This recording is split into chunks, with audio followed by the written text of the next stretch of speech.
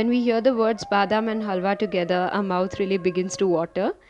And now the festival of Diwali is also nearing, right? So why not try this recipe? So let's see how to make Badam Halwa. So here we have taken 1 heaping cup or 200 grams of unsalted almonds, plus we are also reserving 1 tablespoon of thinly sliced almonds to garnish. We have taken 200 grams or 1 heaping cup of sugar, 1 cup or 250 ml of water,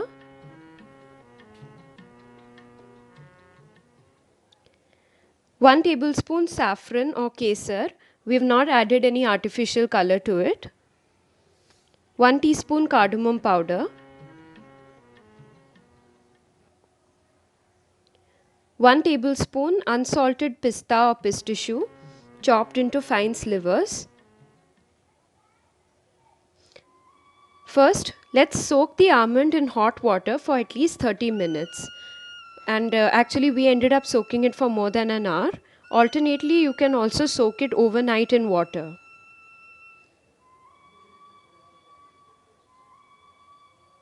Keep this aside. And now let's soak the saffron or kesar in warm water. If you are using milk, you can even soak it in warm milk. We are using water. After an hour of soaking the almonds in hot water, we can now peel them. So here we have peeled all the almonds. And now let's transfer the almonds to a mixer jar and grind it first without adding any water. So it forms a powdery consistency like this, and then we'll add water and grind it again.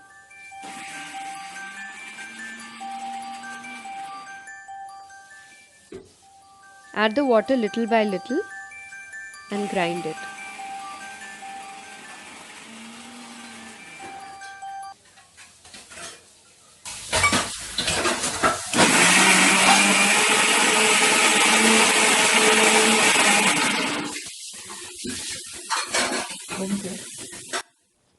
Now the paste is ready. It should not be too smooth, but it should be slightly grainy in consistency. That's the right texture we want. Now we've heated a pan and added half of the ghee to it. Do not add the entire ghee. Now let's add the almond paste to the heated ghee.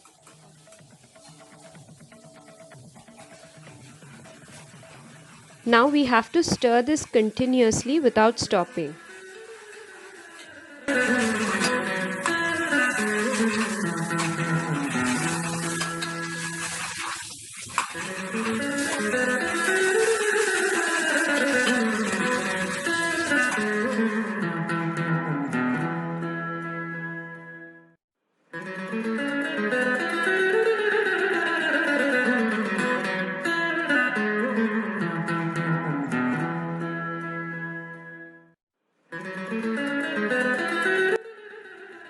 So the paste has been cooking for the past 2 minutes and now it's almost ready. At this point we are going to add sugar to it. Once you add sugar to it, remember to keep stirring this continuously because sugar makes this paste a little loose and so it begins to jump a bit. So you have to be very careful. Now let's add 1/4 teaspoon salt to this. This is a good tip. Adding a little bit of salt to your sweets actually balances the taste. But don't overdo the salt.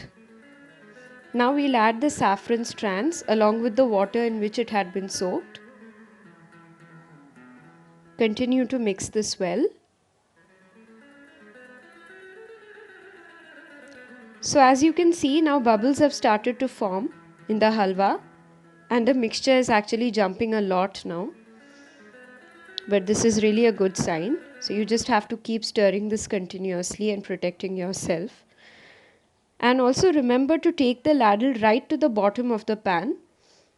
Because if the halwa sticks to the bottom of the pan, the taste is very badly affected. So the mixture has thickened a lot.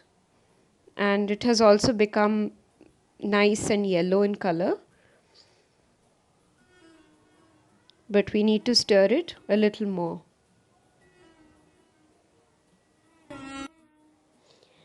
A lot of people add milk to their halwa, and you can definitely go ahead and add milk.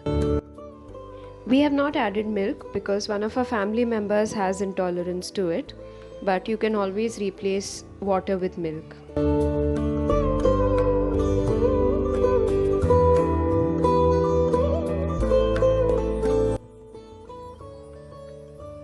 Now bubbles are emerging even from the bottom of the pan,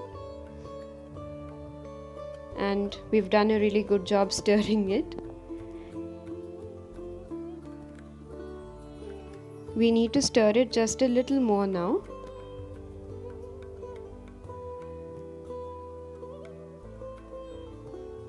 And at this point, we are going to add the rest of the ghee that we had reserved initially. Mix it well and keep stirring this.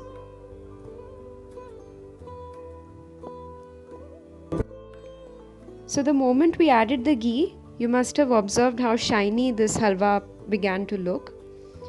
And that's exactly the kind of color and texture that we want for the halwa.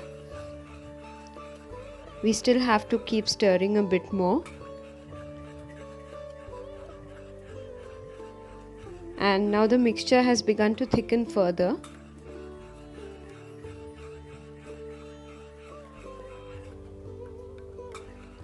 And even the jumping has reduced a lot.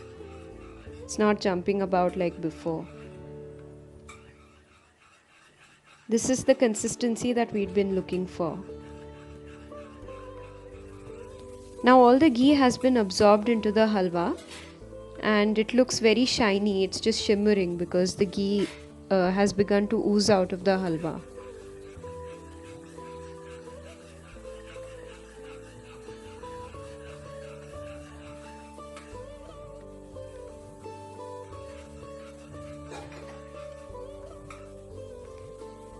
And now let's switch off the flame and serve this halwa. It looks so yummy. I can't just wait to eat this. It has a wonderful texture, very smooth, very silky, and we've not even added food color or milk, and yet it looks so good. There's one thing we need to remember though, even though we have to keep stirring, you should stir only till it comes to this consistency. If you stir further, it can turn into barfi like consistency, which we don't want. And now we are going to garnish it with almonds and pistachios, which had been silvered before. Wouldn't you agree that this is an amazing sweet to make for Diwali? Do not forget to like and share and comment on our video and subscribe to our channel.